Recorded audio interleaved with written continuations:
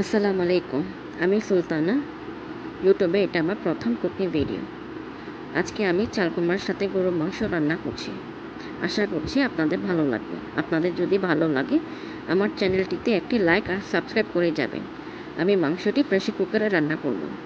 আর সব ইনগ্রিডিয়েন্টসগুলি ডেসক্রিপশন বক্সে লেখা থাকবে। চলুন শুরু করা যাক। বিসমিল্লাহির রহমানির রহিম। কুকারে আমি পরিমাণ মতো তেল দিয়ে দিব। তেল দিয়ে দেওয়ার পর এখন আমি গোটা মশলা দিয়ে দিচ্ছি।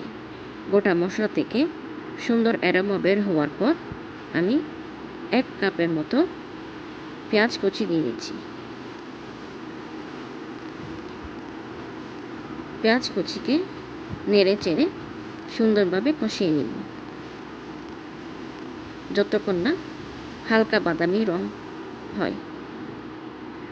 হালকা বাদামি রং হওয়ার পর আমি 2 টেবিল চামচ আদা রসুন পেস্ট দিয়ে দিচ্ছি।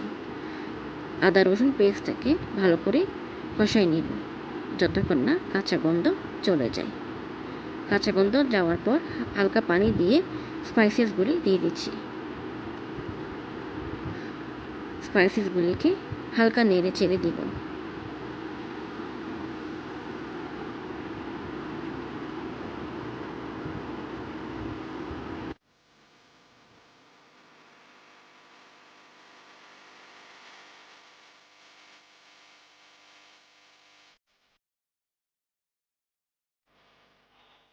হালকা নেড়ে ছেড়ে 1/3 কাপের মতো পানি দিয়ে দিব আর মশলাগুলি কষিয়ে নিব যতক্ষণ না তেল বেশি ওঠে।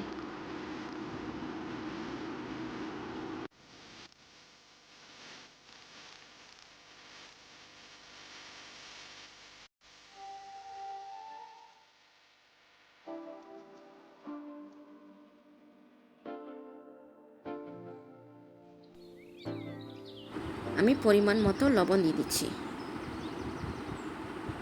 এখানে 2 কেজি পরিমাণ গরুর মাংস আছে। তেল বেশি ওঠার পর আমি গরুর মাংসগুলি দিয়ে দিব। তেল বেশি উঠছে, আমি গরুর মাংসগুলি দিয়ে দিলাম। গরুর মাংসকে 5 থেকে 10 মিনিট কষাই নেব যতক্ষণ না পানি আর তেল বেশি ওঠে। 5 থেকে 10 মিনিট কষিয়ে নিলে মাংসের ভিতর মশলার ফ্লেভারটা যাবে, ভালো মতো যাবে। তাই আমি 5 থেকে 10 মিনিট কষিয়ে নেব। দেখুন পানি অনেকটা বের হয়ে আসছে।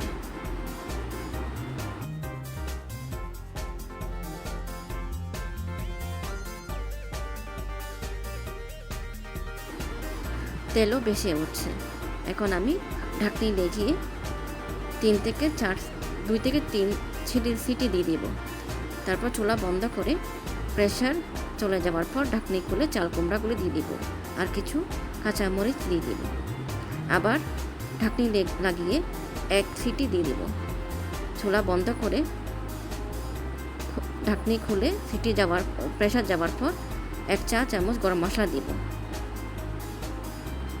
এখন আমি ধনে পাতা দিয়ে দিচ্ছি। ধনে পাতা দেওয়ার পর সব কিছু ঠিকঠাক আছে কিনা দেখে নেব। লবণ যদি ঠিকঠাক থাকে আমি গরম গরম পরিবেশন করে নিব। এটা গরম ভাতের সাথে বেশ মজা লাগে। আমার রেসিপি ভালো লাগলে লাইক আর সাবস্ক্রাইব করে যাবেন। ধন্যবাদ।